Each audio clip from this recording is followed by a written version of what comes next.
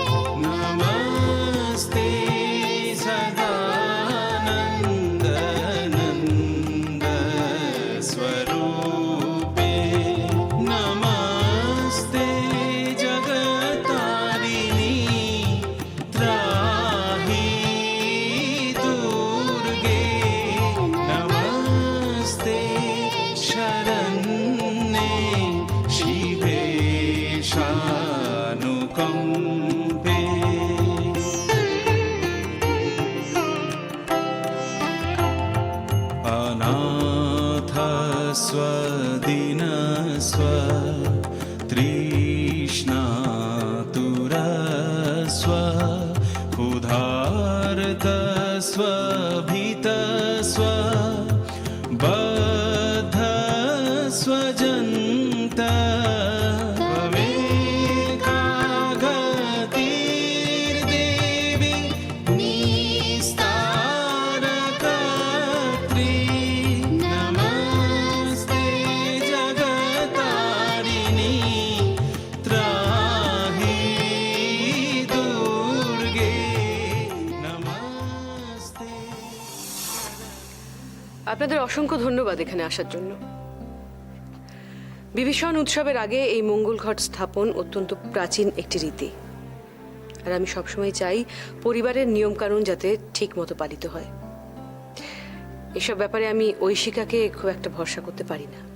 না দিদি, রানীমা অনেক গুণবতী মেয়ে। আমার স্বামীও বলেন এই দেশের রাজপুরোহিত হবার সত্ত্বেও তিনি দেখেছেন রানীমা কত নিষ্ঠার সাথে সবকিছু পালন করেন। কি জানি, আমি তো ঐশিকার মধ্যে কোনো নিষ্ঠা দেখিনি। অবশ্যই এর জন্য ওকে খুব একটা দোষও দেওয়া যায় না। এগুলো তো বড় হওয়ার সাথে সাথে তৈরি হয়। আমাদের প্রধানমন্ত্রী কেমন আছেন? তার শরীর স্বাস্থ্য সব কুশল তো? তিনি দিব্যি আছেন।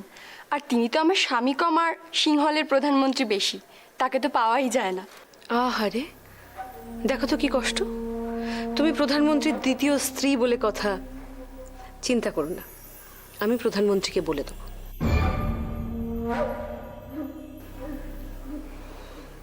দেখেছো তো ঐশিকা, পুত্র সন্তান থাক বা না থাক, সকলেই দ্বিতীয় বিবাহ করেন। সেটা তো আমি কোনোদিনও অস্বীকার করিনি। অস্বীকার করবে কি করে? অস্বীকার করার তো কোনো জায়গাই নেই তোমার।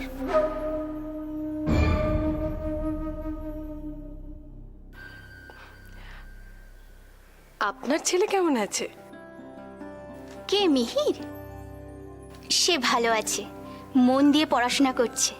বাহ, শুনেও কত ভালো লাগে। কারোর পুত্র সন্তান আছে শুনলে বুকটা যেন জুড়িয়ে যায়। আমাদের পরিবারে তো এমন সৌভাগ্যবতী আর কেউ নয়। কেন, রানীমাই তো আছেন। হ্যাঁ আছেন, কিন্তু যার পুত্র সন্তান জন্ম দেওয়ার কথা তিনি যদি কন্যা সন্তান জন্ম দেন তাহলে তিনি কতটা অপয়া সেটা তোমরা একবার ভাবো তো।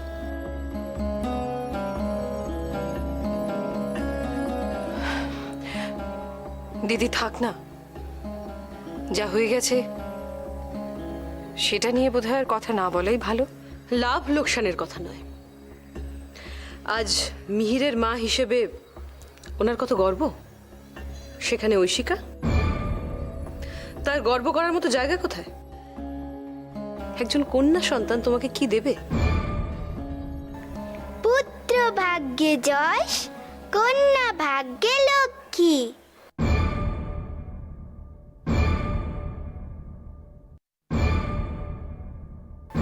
পুত্র ভাগ্যে যশ, কন্যা ভাগ্যে লক্ষ্মী।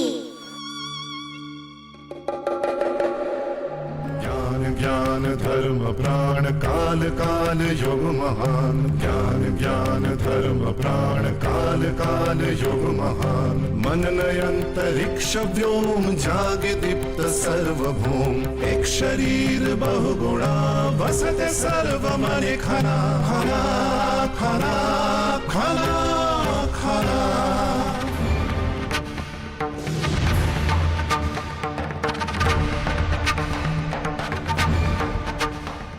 কে শিখিয়েছে তোমাকে এটা?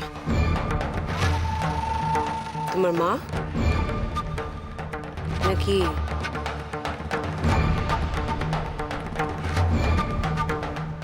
কে?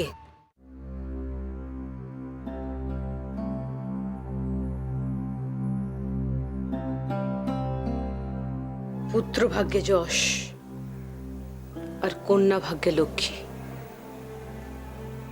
তোর কি মনে হয় এই কথাগুলো খনাকে কেউ শিখিয়ে দিয়েছে না কেউ নিজে থেকে বলেছে? কি জানি, ঠিক বুঝতে পারলাম না। কি বুঝিস কি তুই? বুঝি দিদি, কি? বোধহয় আপনার শত্রুর সংখ্যা বাড়লো। ঠিক, আগে ছিল দুজন, ঐশিকা আর কৌরকী, আর এখন হয়ে গেল তিনজন, সঙ্গে খনাও। কন্যা ভাগ্যে লক্ষ্মী, কন্যা ভাগ্যে লক্ষ্মী। অতটুকু একটা মেয়ের কথা ধরছেন কেন দিদি? ধরছি ধরছি তার কারণ আমিও একদিন এই রাজপরিবারে অতটুকুই ছিলাম। তখন কিন্তু কেউ আমাকে বলেনি যে কন্যা ভাগ্যে লক্ষ্মী। কেউ আমাকে এত ভালো চোখে দেখেনি, এত ভালোবাসেনি। আমি ছোট থেকে জেনে এসেছি কন্যা মানে অভিশাপ। তা না হলে মেয়ের বাপরা সাত তাড়াতাড়ি মেয়েদের বিয়ে দিতে কেন চাইবে বলতো? মেয়েদের বিয়ে দিয়ে পর করে দিতে চায়, কারণ অবিবাহিতা কন্যারা হলো বাবার বোঝা। মেয়ে যদি লক্ষ্মী হবে, তাহলে কেন কেন মেয়েদের এভাবে দূরে সরিয়ে দেওয়া হয়? দিদি, রাজকুমারীর কথা সত্যি হোক বা মিথ্যে, ওকে কিন্তু সবাই খুব ভালোবাসে। এই তো ভয়, সেখানেই চিন্তা। আমি ছোটবেলা থেকে যা যা সহ্য করেছি, আমার সঙ্গে যা যা অবিচার করা হয়েছে, তার সবটা যেন খনার সাথেও হয়, এর এক চুলও যেন অন্যথা না হয়। 7 বছর বয়সে বিয়ে, কিছুদিনের মধ্যেই স্বামীর মৃত্যু, আর তারপর সৎ ভাইয়ের রাজত্বে এসে আশ্রিতা। তুই কি জানিস?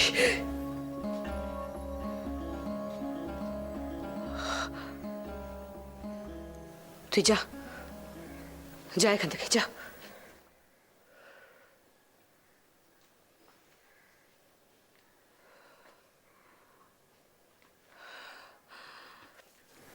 চিন্তা হয়,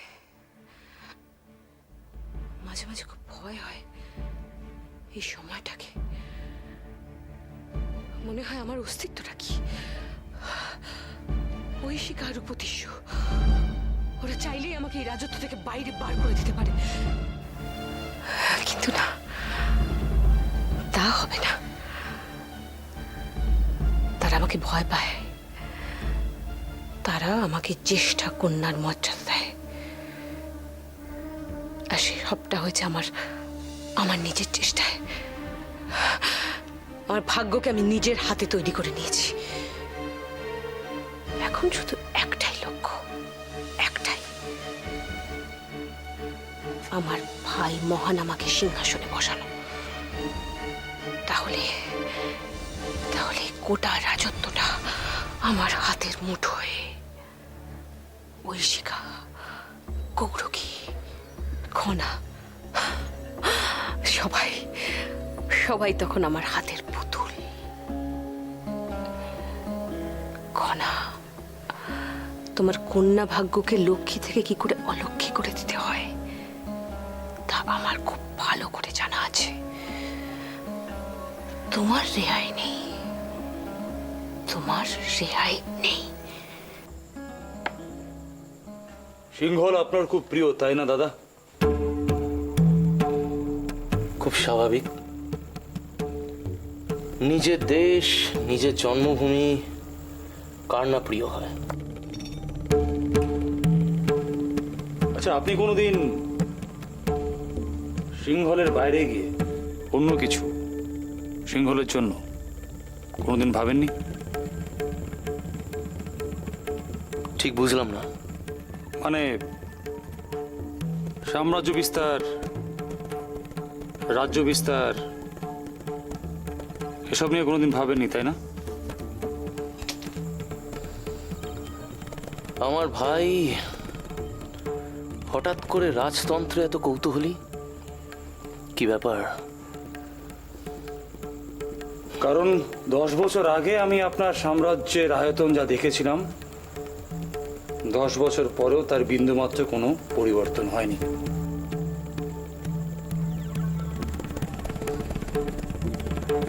কোনো দেশকে নিয়ন্ত্রণ মানেই যে সাম্রাজ্য বিস্তার, এটা তোমাকে কে বলল?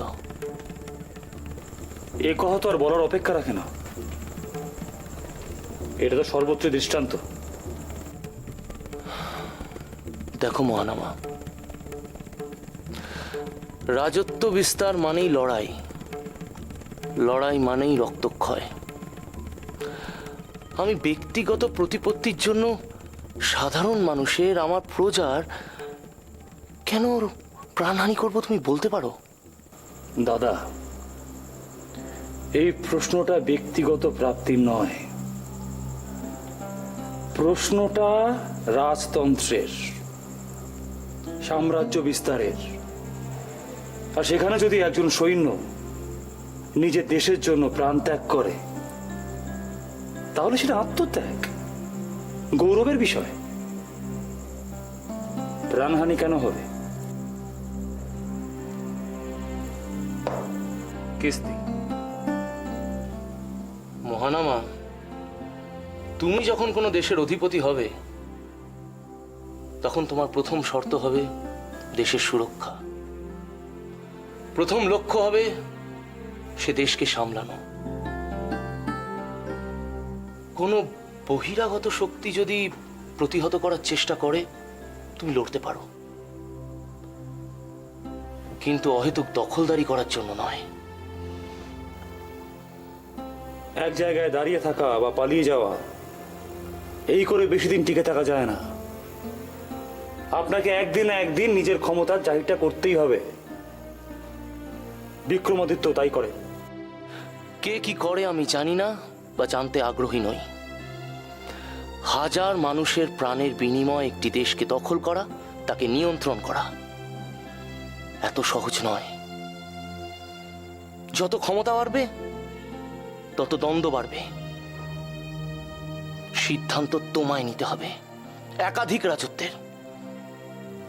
সারা জীবন ধরে কূটনীতি, ষড়যন্ত্র এসব নিয়ে পড়ে থাকবে, নাকি ঈশ্বর যা দিয়েছেন তা নিয়ে সুখে শান্তিতে রাজত্ব করবে? আপনি যদি যুদ্ধ থেকে মুখ ফিরিয়ে থাকেন, যুদ্ধ কিন্তু থেমে থাকবে না। তাই আমার মনে হয় যদি আমি কোনো কিছু বন্ধ করতে না পারি, সেক্ষেত্রে সেখানে অংশগ্রহণ করাটাই বুদ্ধিমানের কাজ। আপনি হয়তো কাউকে আক্রমণ করবেন না, কিন্তু কেউ যদি আপনাকে আক্রমণ করে, পালাবার পথ পাবেন না।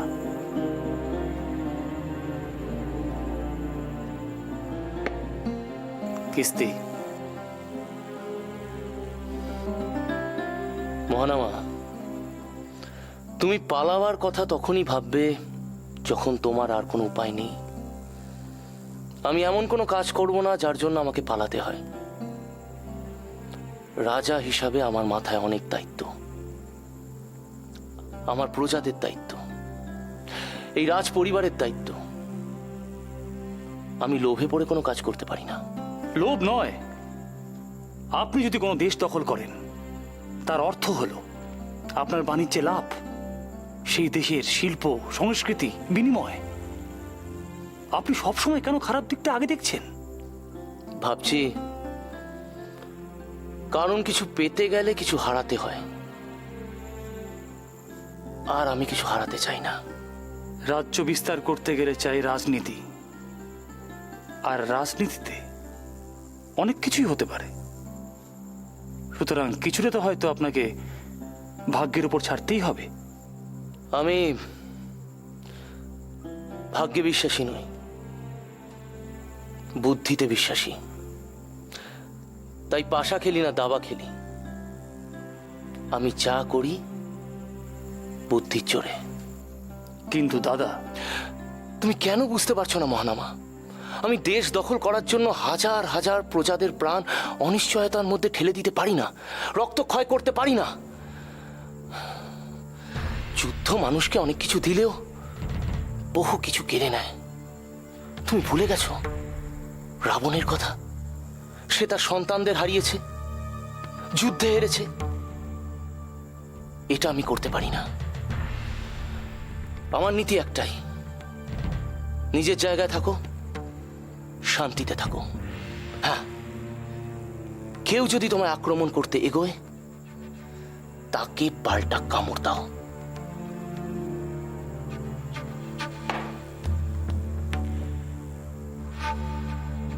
কিস্তি। আমার আর ভালো লাগছে না কৌরকি, বিশ্বাস কর। এসব কথা শুনতে আমার আর একদম ভালো লাগছে না। সব কথাও তো মনে করতে নেই রানী। তুই আমাকে আগেও এই কথা বলেছিস, কিন্তু সবার তো সহ্যের একটা সীমা আছে। না, মেয়েদের সহ্য শক্তি অনেক বেশি হয়। কেন কেন সবসময় কষ্টের জিনিসগুলো মেয়েদেরকেই সহ্য করতে হয়? আমরা কষ্ট করব, আমরা মেনে নেব, আমরা চুপ করে থাকবো? কেন বলতো? কারণ আমরা কষ্ট করছি বলেই একটা নতুন প্রাণের জন্ম হয়। পৃথিবীর আলো দেখতে পায় কেউ একজন আমাদের যন্ত্রণার বিনিময়ে। এটাই যে বিধাতার নিয়ম রানী। আমরা নীরবে সব কষ্ট সহ্য করছি বলেই অন্যরা হয়তো আনন্দ পাচ্ছে। আমি মানছি, কিন্তু পাথরের গায়ে যদি বারবার আঘাত করা হয়, সে পাথরও একদিন ভেঙে যায়। আমার যদি কন্যা সন্তান জন্ম নেয়, তাহলে আমি কি করব বলতো? এতে আমার দোষটা কোথায়? কেন নিজেকে বারবার অপরাধী ভাবছো তুমি? ভাবছি কারণ আমাকে ভাবতে বাধ্য করা হচ্ছে। প্রতি পদে কন্যা সন্তানের জন্য আমাকে কথা শুনতে হচ্ছে। সিংহলের সবাই পুত্র সন্তান হয়েছে, আর আমার কন্যা সন্তান হয়েছে। এতে আমার দোষটা কোথায় বলতো? না, এতে সত্যি তোমার কোনো দোষ নেই রানী। ঈশ্বরের ইচ্ছা ছিল তোমার কন্যা সন্তান হোক, তাই তোমার কন্যা সন্তান হয়েছে। ঈশ্বর